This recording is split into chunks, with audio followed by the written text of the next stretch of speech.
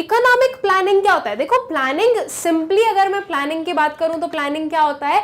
Planning आपको बताता है कि इन फ्यूचर आप क्या करने वाले हो। जैसे कि मान लो आपने प्लान किया है कि अब जो है इसके बाद में हमें कुछ एमबीए करना है, या किसी ने डिसाइड किया कि इसके बाद में जो है हमें बैंकिंग सेक्टर में जाना है, हम लोग बैंकिंग की प्रिपरेशन करेंगे, या किसी ने डिसाइड किया कि हमें जो है सीएसीएस बनना है। तो इस वे में आपकी जो भी प्लानिंग्स है वो आपने पहले से ही डिसाइड कर ली। सो प्लानिंग जो होती है स्टूडेंट्स वो पहले की जाती है, जो एक्चुअल में हो जाता है हम उसे नहीं बोलते कि हमने प्लानिंग की। प्लानिंग क्या है कि मैंने आज प्लान कर लिया कि मुझे आगे वाले टाइम में क्या करना है, ओके, कैसे करना है, उससे क्या होगा, मतलब मैंने जो है सब कुछ एनालाइज कर लिया। कोई कंपनी प्लानिंग करती है तो वो क्या करती है, वो जो है बताती है कि in future course of time वो ये पर्टिकुलर प्रोडक्शन करेंगे, इन गुड्स का इतनी क्वांटिटी में, ये उसमें फीचर्स होंगे। ये जो प्लानिंग होती है वो पहले की जाती है, ठीक है। अब हम बात करें इकोनॉमिक प्लानिंग की, तो इकोनॉमिक प्लानिंग क्या है? पहले से डिसाइड करना या पहले से प्लान करना है कि हमें जो है इकोनॉमी में ये चीजें करनी है, तो ये कैसे करनी है वो भी बता दिया। जैसे कि मान लो इकोनॉमिक प्लानिंग हम बोल रहे हैं कि इकोनॉमिक ग्रोथ जो है वो अटेन करनी है, तो अब ग्रोथ कैसे अटेन करनी है, उसके लिए क्या क्या पॉलिसीज फ्रेम करनी पड़ेगी,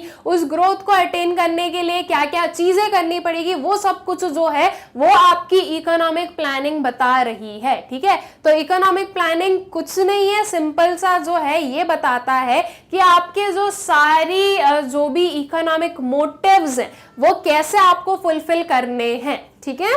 So economic planning may be defined as the scheme of coordinated action to achieve the economic goals such as rapid economic growth, removal of poverty and unemployment etc. ठीक है, जो इकोनॉमिक प्लानिंग है उसे हम क्या बोल सकते हैं कि ये सिंपली एक कुछ स्कीम है जो कि कुछ हमारे जो इकोनॉमिक गोल्स हैं उन्हें अचीव करने के लिए हम लोग उन्हें यूज करते हैं। जैसे कि ये कुछ हमारे मान लो मैंने लिया रिमूवल ऑफ पावर्टी, ठीक है।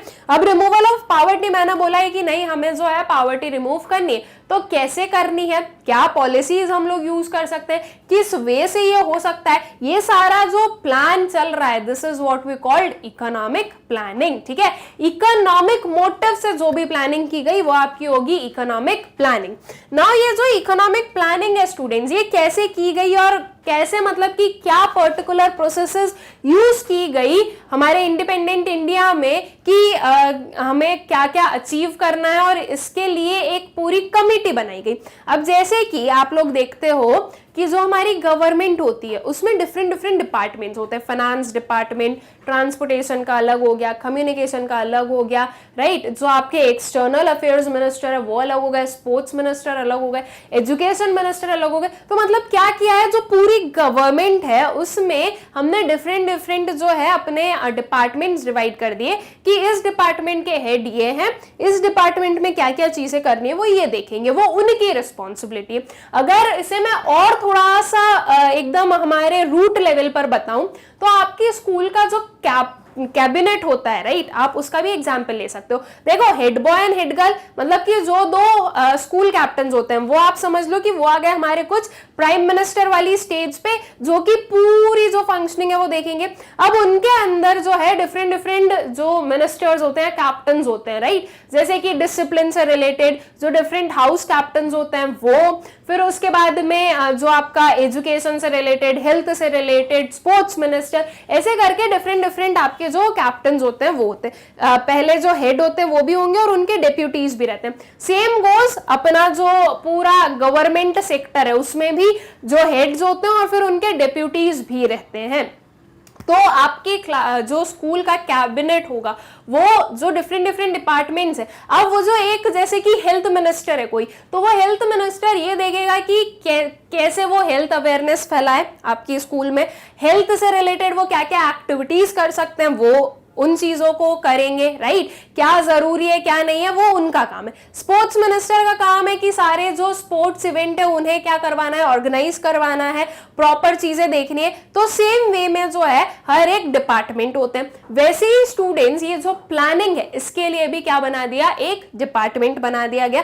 बिकॉज अब प्लानिंग कौन करेगा, अगर बहुत सारे लोग सब अपने अपने जो है थॉट्स देते रहेंगे तो इस वे में क्या पर्टिकुलर प्रोसेसेस उन्हें अप्लाई करना है, इसमें बहुत ज्यादा क्या हो जाएगा, हौच-पौच मच जाएगी, राइट। इसके लिए जो है प्रॉपर एक कमिटी बनाई गई जिसका मेन काम क्या था, इकोनॉमिक प्लानिंग करना, इकोनॉमी के लिए प्लान्स बनाना, ऐसे प्लान्स बनाना जिनसे कि जो है प्रॉपर डेवलपमेंट हो सके, ठीक है।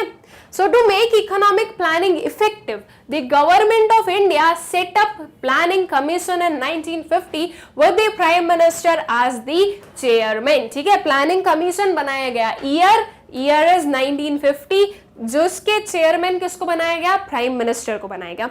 आज की डेट में स्टूडेंट्स आप लोगों के पास में प्लानिंग कमीशन नहीं है, ओके ध्यान से सुनेगा।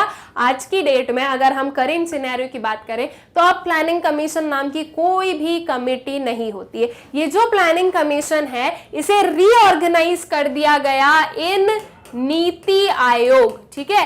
अब आज जो है मतलब कि आज की डेट में हमें प्लानिंग कमीशन नहीं, हमें नीति आयोग देखने को मिलता है, ओके। नीति आयोग के भी जो चेयरमैन होते हैं वो प्राइम मिनिस्टर ही होते हैं। लेकिन उस टाइम पर हम बात कर रहे हैं 1950 से लेकर 1990 के बीच की बात, तो उस टाइम पर जो चीजें हुई वो हमें देखना ही पड़ेगा। तो उस टाइम पर प्लानिंग कमीशन सेटअप किया गया था, ठीक है।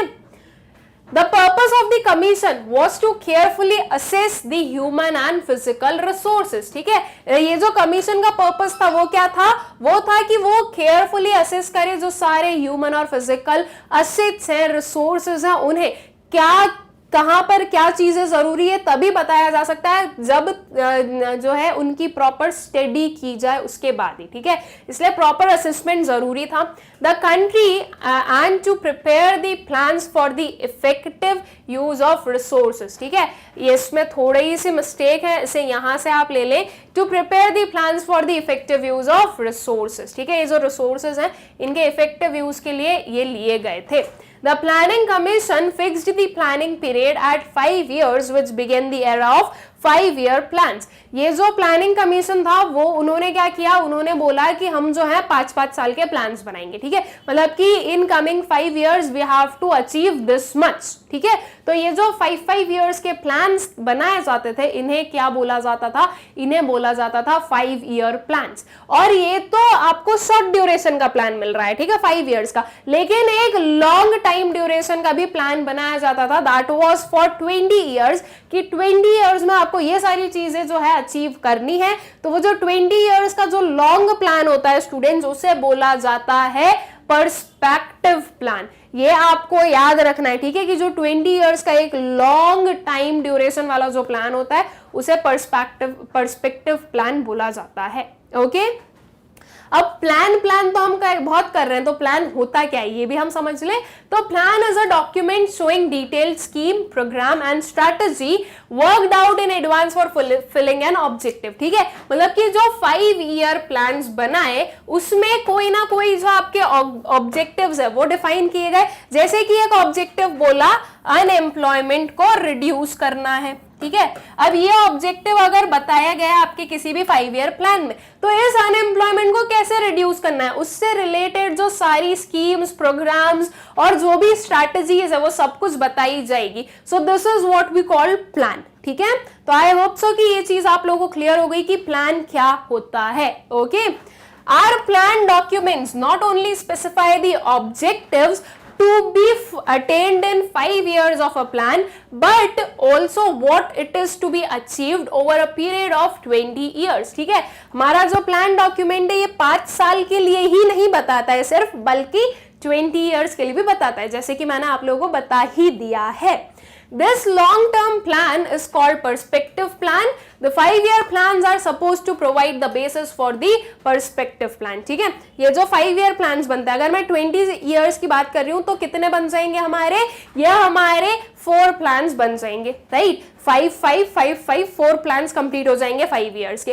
तो ये जो 5 ईयर के प्लान्स होते हैं, इनका जो मेन ऑब्जेक्टिव और जो मेन मोटिव होता है वो ये होता है कि ये जो एक पर्सपेक्टिव प्लान बनाया गया है 20 इयर्स का, वो फुल्ली जो है मतलब कि उसका जो भी ऑब्जेक्टिव हो वो फुलफिल किया जा सके। ठीक है, तो ये होते हैं हमारे पर्सपेक्टिव प्लान। याद रखिएगा स्टूडेंट्स की पर्सपेक्टिव प्लान किसे कहा जाता है, यह आपका एमसीक्यू बेस्ड क्वेश्चन बन सकता है। ठीक है, आई होप सो कि ये चीज आप लोगों को क्लियर हो गई है।